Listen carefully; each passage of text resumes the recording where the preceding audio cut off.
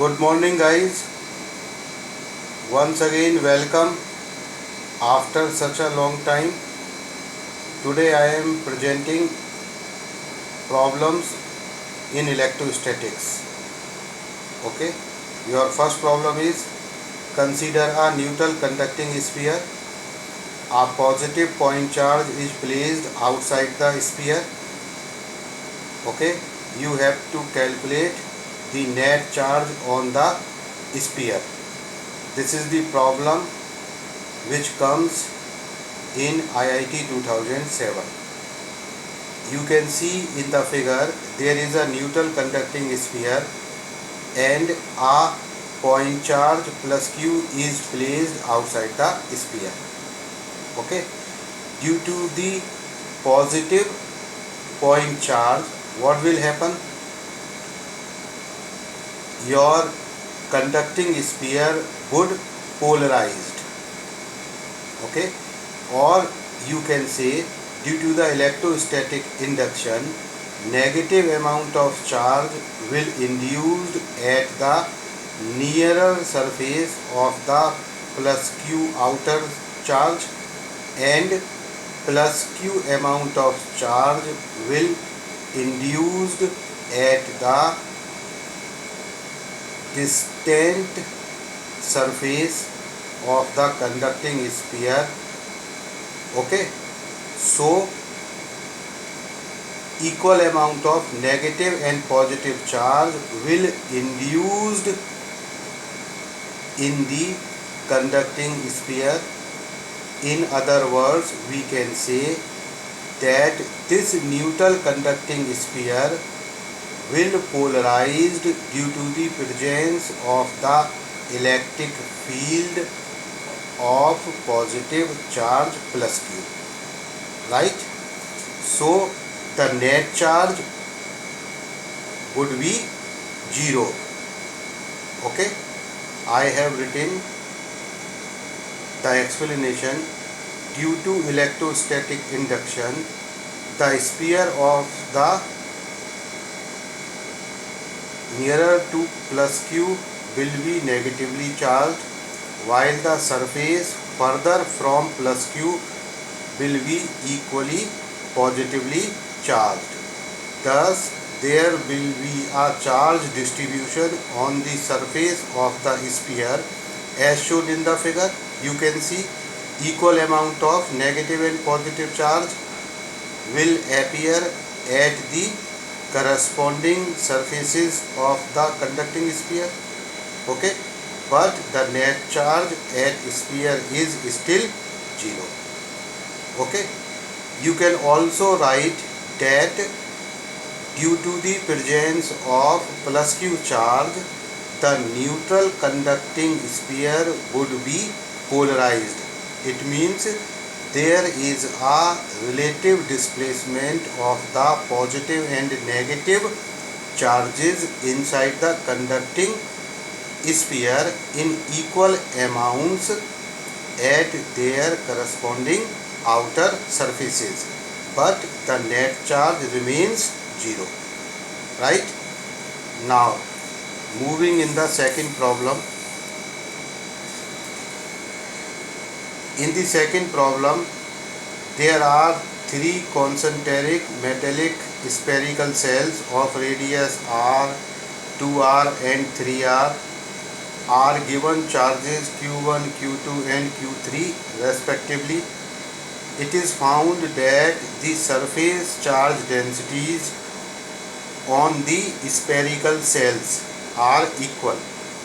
Find the ratio of the charges given to the cells. It means we have to find out the Q1 ratio Q2 ratio Q3. This is again the problem which comes in IIT 2009. Okay, so first see, there are three concentric spherical surfaces of radius r, 2r and 3r.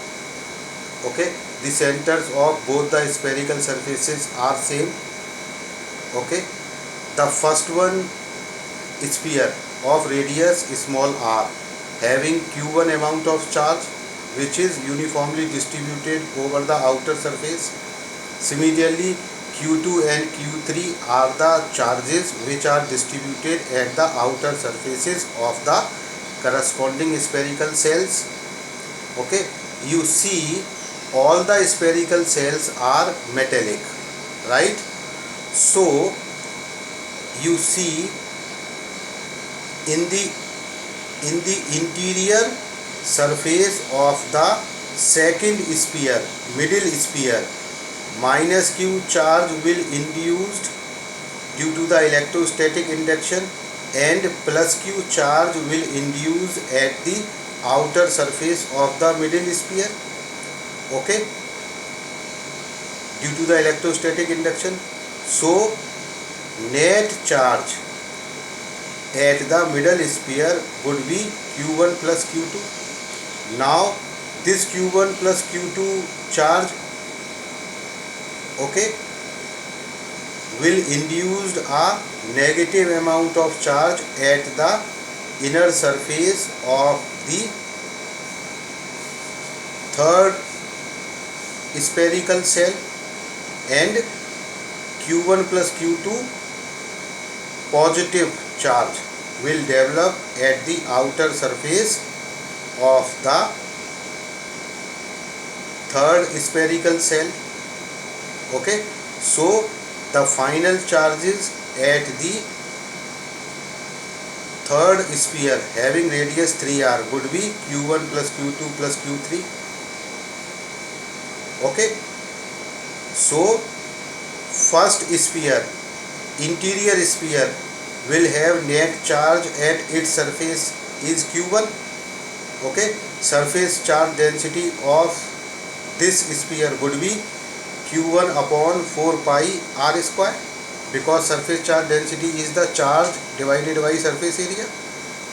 In the same manner, surface charge density of the middle sphere, second sphere, this would be total amount of charge at the second sphere, which is q1 plus q2 divided by 4 pi into radius of the sphere is 2r. So this is q1 plus q2 upon 4 pi into 2r ka square. Similarly, you will calculate the surface charge density of the third sphere, which is q1 plus q2 plus q3 divided by 4 pi into 3r ka whole square. Okay, you can see here these are the final charges. q1 final is q1, q2 final is q1 plus q2, and q3 final is q1 plus q2 plus q3. Okay, in the problem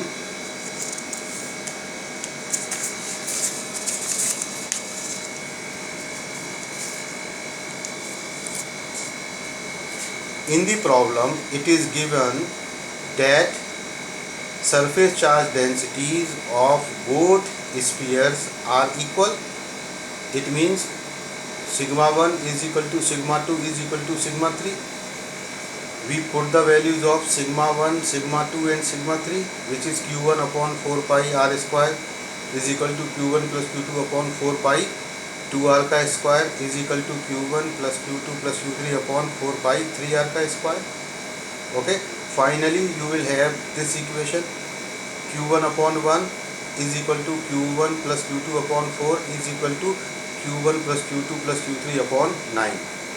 Okay, with the help of this equation you have to find out the relation between q1, q2 and q3. You see, q1 upon 1 is equal to q1 plus q2 upon 4. If q2 is 3, if q1 is 3q2, in that case 3q2 upon 3q2 plus q2 upon 4 is equal to 4q2 upon 4. Sorry, once again, with the help of this diagram we have to calculate the values of q1, q2 and q3. You see, first term is q1 upon 1. Okay, we have to try q1 plus q2 upon 4 would be equal to q1 upon 1. This will happen when your q1 is 3q2. Okay, so 3q2 plus q2 upon 4 gives you 4q2 upon 4 gives you q2. In the same manner, if q1 is q1 plus q2 plus q3 upon 9. Okay, basically you did the same. If q1 is 3q2 and q1 is 5q3, if you put this, you will have the answer. So q1 ratio q2 ratio q3 would be 1 ratio 3 ratio 5. You can do one thing. You can take q1 upon 1 is equal to q1 plus q2 upon 4. Okay, you solve this equation. Okay, calculate the value of q1 in terms of q2, and then you can take q1 plus q2 upon 4 is equal to q1 plus q2 plus q3 upon 4. From this you calculate the value of q2 in terms of q3, and merging both the values q1, q2 and q3, you will have the same answer. q1 ratio q2 ratio q3 is equal to 1 ratio 3 ratio 5. Thank you and have a nice day.